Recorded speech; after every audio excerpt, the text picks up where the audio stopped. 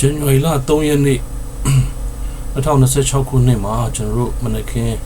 ပြန်လည်ပြီးတွေ့ဆုံတဲ့ခွင့်ကိုရတဲ့အတွက်ကြောင့်ဘုရားနာမတာရေးပုံကြည့်ပါစေ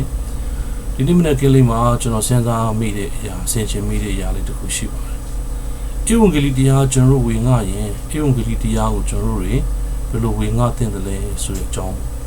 ဒီခါမှာကျွန်တော်တို့ကျန်ကိုကျန်ကားတွေအများကြီးလှုပ်ရှားမလို့ပဲနဲ့တကယ်ဧဝံဂေလိတရားစစ်ကိုဝေငှတဲ့အခါမှာသုံးတဲ့အရာလေးနှစ်ခုရှိပါတယ်ကျွန်တော်လက်တွေ့သုံးတယ်ကျွန်တော်ကိုယ်တိုင်လည်းဝေငှတဲ့အရာလေးရှိပါတယ်အချက်တစ်ခုကတော့ဘာလဲဆိုကျွန်တော်အကြောင်းဖြစ်ပါတယ်ကျွန်တော်အကြောင်းနောက်တစ်ချက်ကတော့ဘုရားသခင်အကြောင်းဖြစ်ပါတယ်ကျွန်တော်အကြောင်းလို့ပြောတဲ့အခါမှာလူတိုင်းဟာကိုယ့်အကြောင်းသူများအကြောင်း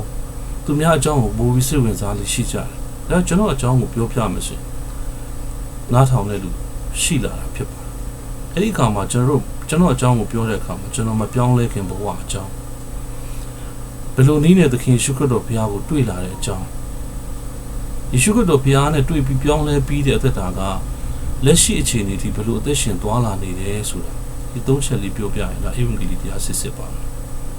ဘုရားခင်အကြောင်းကိုပြောမယ်ဆိုရင်တော့လူဟာအပြစ်သားဖြစ်တယ်ပြီးရင်အဲ့ဒီအပြစ်တွေကနေမလွတ်နိုင်တဲ့လူအတွက်သခင်ယေရှုခရစ်တော်ဘုရားအသေးခံတယ်သင်ချိုချင်းခံတယ်ရှင်ပြန်ထမြောက်တော်မူတယ်ဒီနေ့အသက်ရှင်တော်မူတဲ့ဘုရားဖြစ်တယ်သူ့ကိုယုံကြည်ငရဲကလွတ်ချေခွင့်ရမယ်ဒါလေးပါပဲဆိုတော့အဲ့ဒါအထဲမှာကြည့်ရင်ကျွန်တော်ဘာသာတရားမပါဘူးဗျဧဝံဂေလိတရားအထဲမှာကြည့်ဘာသာတရားရဲ့အကျင့်ချံပြုမှုပြောဆိုမှုတွေမပါဘူးကိုယ်နဲ့ဖះနဲ့ဓာတ်ရိုက်ဘယ်လိုထိတွေ့ခဲ့တယ်လဲဘယ်လိုမျိုးတွေ့ကြုံခဲ့ရတယ်လဲဆိုတာကိုရှင်းရှင်းလင်းလင်းဖော်ပြတာဖြစ်တယ်ဒီနေ့ယုံကြည်သူများသက်တာအထဲမှာကျွန်တော်တို့ဧဝံဂေလိတရားဝေငှတဲ့အခါမှာ